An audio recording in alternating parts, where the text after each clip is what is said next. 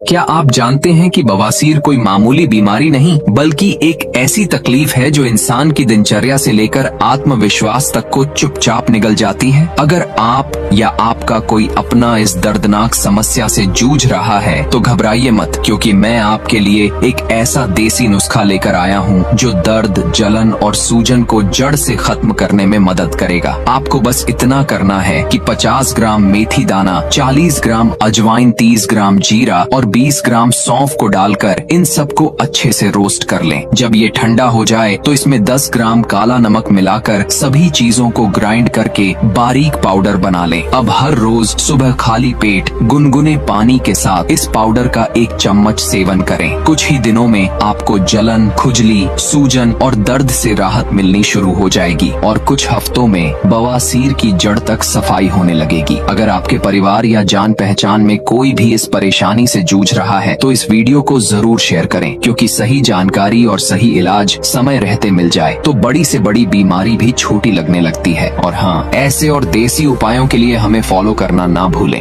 इस मर्ज की मेडिसिन मंगवाना चाहते हैं तो हमसे जरूर रब्ता करें। वीडियो को लाइक करें, चैनल को फॉलो करें और वीडियो को आगे जरूर शेयर करें।